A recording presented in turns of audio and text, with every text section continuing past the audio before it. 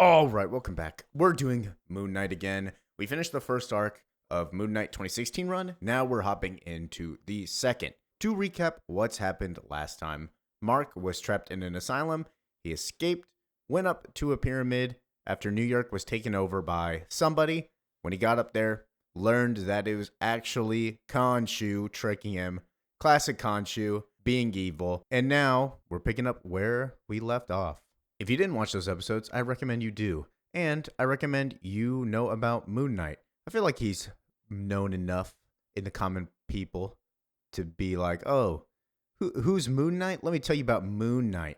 Most of the people will be like, oh, is that one guy that had that bad Disney Plus show? And you'll say, yeah. We start with Moon Knight fighting this random dude. Where is Pharaoh? As he gets slashed, you should have never came back to Egypt. Oh, it's a movie scene. They're shooting a movie production. Marc Spector is not in charge. He's actually the guy playing Moon Knight, and then the other man in the chair watching is Stephen Grant. They're all split up. The last encounter with Khonshu, they split up. They're all doing their own thing, and we did kind of see that before in the last issue where we went through multiple personalities in one body. Everything about this film is a disaster. You know I don't mean you, Marlene. Your performance as Glass Scarlet is the only thing we have going for us. I should have never let Marvel talk me into producing this mess. I mean, Moon Knight is a third-rate character at best. Yeah, shout out to that TV show. This came out way before the TV show, though. And then Marlene says, we thought we could use the superhero genre to explore some real themes. Identity, mental illness. You had a vision. So why the hell did I let this studio talk me into leading Marc Spector as our main actor? This director, he's turning the damn thing into a cliched mess. All the subtlety is gone. It's just another superhero movie now, and people are tired of superhero movies. No, they're not. Don't buy that superhero fatigue. Even if it doesn't do great here, it'll do good overseas. Just look at Ant-Man. Can't let Marc Spector's tantrums and that idiot director ruin that. You need to take control, Steven. It's like I said. You should take over and direct it. So it's a hint on MCU, obviously. Superhero fatigue. No, they're not fatigued. The writing's just trash. Shout out to Marvel. We're in Doomsday trailer release month. I don't care, honestly. I don't think it'll be a good movie. That's my hot take. Do what you want with it. I don't know. It won't affect your daily life. So he pulls over, gets a cab driver, and he's like, oh, we're going to Mercy Hospital. We're going to a fundraiser. It's a pro-mental health fundraiser. The man driving it, oh, can't do that. Don't go there. Trust me.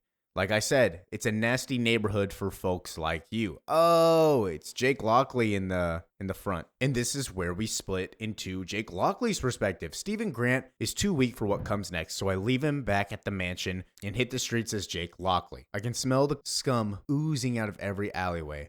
Everything bad is creeping out, looming over the city, and evil only I see. I'm not delusional. I know I'm only one man. I know I can't take it all on myself, at least not as Jake Lockley.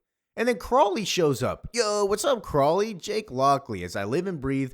Didn't think I'd see you again. Why is that, Crawley? I can't remember. Oh, if you don't remember, he died in issue 2, gave his soul away so that we could escape. It's either 2 or 3. And so Crawley goes on the drive with him. Explain what happened 2 nights ago, Crawley. We escaped from the hospital, of course. The hospital? Mercy Hospital for the mentally ill. You, Frenchie, Marlene, Gina, and I escaped through the subways. That was issue 3. I don't know what the hell you're talking about. Oh dear, it's worse than I feared. Are you really saying you don't remember any of it? Mummies, Anubis? Anubis? Yes, Jake, Anubis. He took my soul. I gave it up so you could escape. But now I see you failed. You're right back where you started. And my soul, it's gone. And now I'm lost. Someone's got to steer Jake Lockley on the right path. Marc Spector, Jake Lockley, Stephen Grant, got to put him on the right away. You're not making any sense, Crawley. I was just at Gina's diner an hour ago. She's fine. I haven't even been in any hospital. Oh, Jake, my boy. Don't you understand you're in the hospital right now? You're not making any sense. Just because it doesn't make sense doesn't mean it's not true. Mark. Oh, my name's Jake, not Mark. So, yeah. It seems like the hospital that Stephen Grant wanted to go to is actually the hospital where they got indoctrinated in issue 1 and stayed until issue 3 where they escaped. And he's somehow lost his memories while split up in issue 6, and we'll get to the bottom of what is actually happening later. There's only one way to get to the bottom of this. Jake Lockley has taken me as far as I can tonight. It's time for Moon Knight. And Steven is in his apartment, penthouse. I don't know what he owns. Technically, he doesn't own anything. He stares at his suit. What is this? I was somewhere else. I have no idea how I got here. I was in a cab with a man talking about Crawley. He told me I was in a mental hospital. You're scaring me, Steven. Well, I'm scaring myself, Marlene. Damn it. Okay, just look at me, baby. It's going to be all right. You probably had an anxiety dream. Are you taking your meds? I have meds? Yeah, you got meds, but if you can't remember them, you probably are not on them. I guess I forgot. Well, you need to keep them up, Steven, even when you're feeling okay. You'll be fine. Just take them now. Get dressed. We'll be late. Thank you, Marlene. I don't know what I'd do without you. Neither do I. Now get dressed. So, yeah, it seems like he came from a mental hospital also. And that is the defining factor of why he wants to make this movie, at least in this little pocket dream scenario where they're all split up. We've got a date at a mental hospital, and he's sitting there drinking his drinks. Want one of these mushroom things, sir? A fucking mushroom thing? What the hell? Turns around.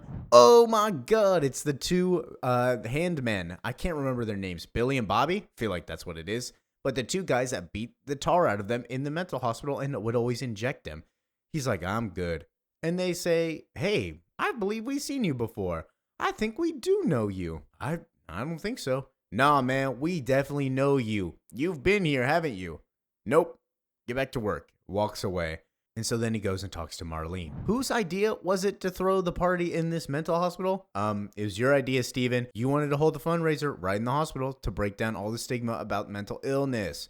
Remember your words? You wanted to support this place because you used to be a patient here. Boom! Absolute cinema. What are you talking about? I don't know about this. And then another man comes up. What's up, Steve-O? What a bad time to come up. Sorry about the mess today. We're on set. We got it all smoothed over. We'll be done with this scene tomorrow, man. I don't think you will. You're fired, Nick. I'm taking over. Man's in charge. We got a strong, bona fide man. Tall, dark, handsome, and decisive. Well, you can't fucking do that, man. You don't know who I am. I won 4 VMAs last year. I don't give a shit. This is my picture.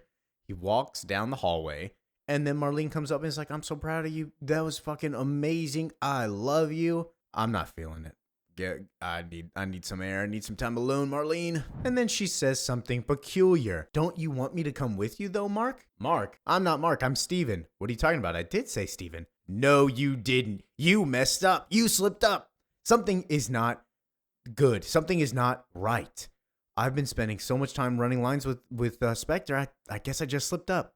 No, fuck you. You did not. And then he walks through another door. I just need to be alone. What the fuck is happening now? They're coming, Mark. We need to launch now.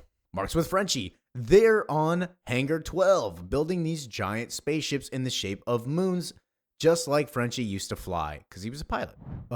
Who's coming? Are you feeling okay, Mark? I have no idea what's going on. I think I had a bad dream. Mission Control, this is Moon Knight 1, requesting launch clearance. We are on the moon. Weapons free and eyes to the sky, Mark, because we have incoming. We have the Space Wolves attacking. That's the end of the issue, but let's take a little break and chat about this. So it seems like we're going through everybody's personalities again. We did see little glimpses of this in like issue 5, issue 4. And now, because he's separated from Khonshou and said, I'm not dealing with you, and jumped away in the last issue, issue 5, we are seeing the repercussions. Everybody is going ballistic and nuts. So Jake Lockley's got his cab, Stephen Grant's got his movie, and Mark Spector has got the moon and also the werewolves by night. That's what they're pretty much digging off of. So thank you for listening, watching, and enjoying. Peace out.